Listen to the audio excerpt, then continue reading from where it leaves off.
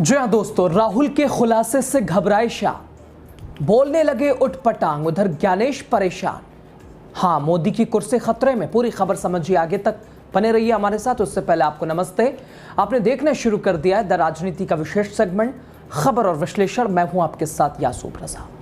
दोस्तों, जब देश के सबसे ताकतवर लोग, हाँ ताकतवर संस्थाएं, खुद चुनाव आयोग, मुख्य चुनाव आयुक्त ज्ञानेश कुमार, केंद्रीय गृह मंत्री अमित शाह, पूरी भारतीय जनता पार्टी सफाई देने पर आ जाए, सफाई देने पर मजबूर हो जाए, तो समझिए सवाल सिर्फ छोटे नहीं बल्कि सत्ता की नींव हिलाने वाले हैं। राहुल गांधी ने दिल्ली की जमीन पर एक के बाद एक बड़े खुलासे किए। आरोप सीधे थे और निशाने भी बिल्कुल साफ थे। चुनाव आयोग वोट चोरों का रक्षक बन चुका है।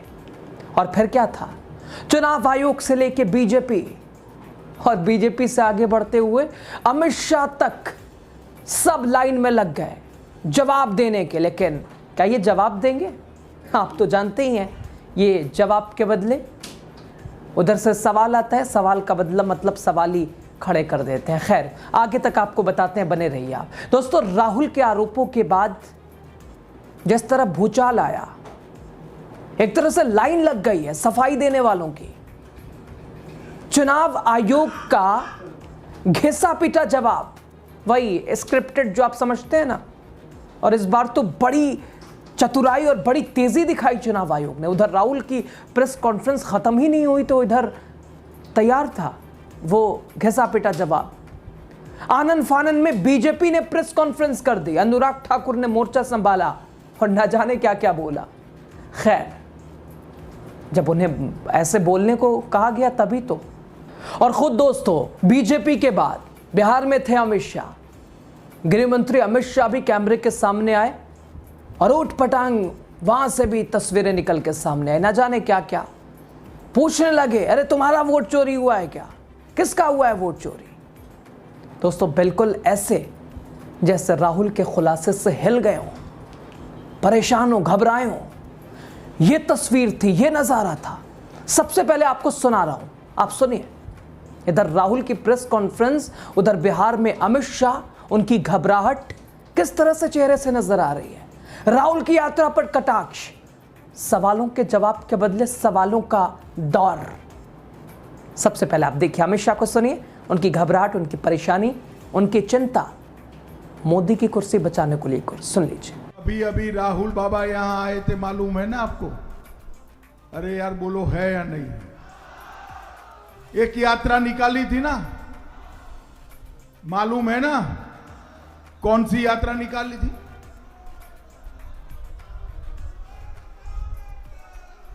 मैं बताता हूं, उन्होंने जो यात्रा निकाली थी वो यात्रा घुसपैठियों को बचाने के लिए यात्रा निकाली थी।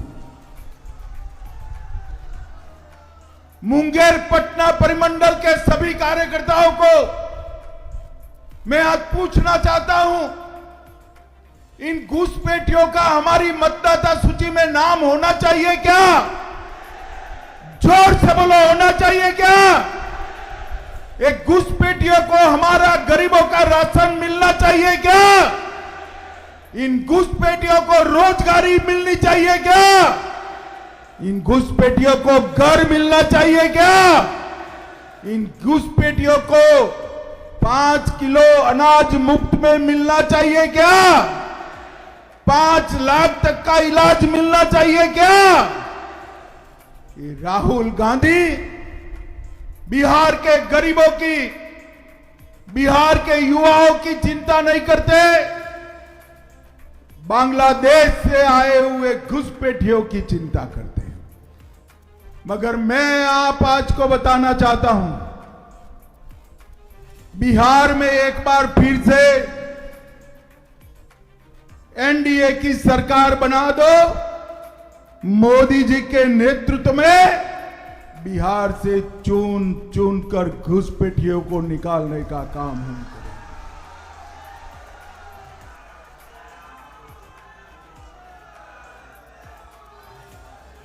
ये जो गहन पुनर्निरीक्षण है, SIR है, वो गहन पुनर्निरीक्षण, मतदाता सूची को घुसपैठियों के प्रदूषण से मुक्त करने का गहन पुनर्निरीक्षण है। सुना दोस्तों आपने, अमित शाह ने जवाब तो दिया, लेकिन जिन जिन बातों का अमित शाह ने जिक्र किया, हां घुसपैठिया आ गया है बिहार में। और ये लोग यात्रा, राहुल बाबा यात्रा पे निकले थे, अभी बिहार आए थे, ये भी कह रहे हैं, आपने सुना ना। और ये वोट चोरी के खिलाफ नहीं निकले थे ये लोग घुसपैठियों का नाम कट गया है, उसको लेकर ये विपक्ष राहुल गुस्से में है। सुन रहे थे आप। सबसे बड़ा सवाल शाह साहब, 11 से 11.5 साल केंद्र की आपकी सरकार, बिहार 2 दशक आप ही हैं। ये घुसपैठिया आया तो आया कहां से? इन्हें कौन लेके आया? और ये सरकारी योजनाओं का लाभ उठा रहा है। आप कह रहे हैं ये राशन ले रहा है, सब कुछ, तमाम जन कल्याणकारी योजनाएं, सबका लाभ उठा रहा है। साहब एक तो एक ये आया, कहां से आ गया? आते ही सब कुछ बिल्कुल सरकार के हर दस्तावेज में दर्ज हो गया।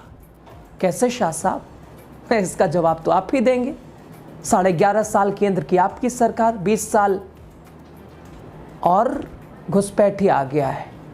जवाब तो आपने दिया शाह साहब, लेकिन वो सारे सवाल कहते ही हैं दोस्तों, दूसरों पर अगर तबसरा किया जाए, सामने आईना रखना बहुत ज़रूरी है।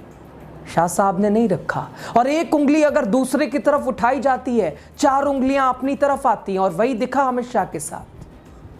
हाँ, शीशे के मकान में रह के दूसरों के मकान पे पत्थर चलाने की आदत ये भारतीय जनता पार्टी की नई नहीं है, पुरानी है। दूसरों पर अगर तबसरा कीजिए, सामने आईना रख लिया कीजिए।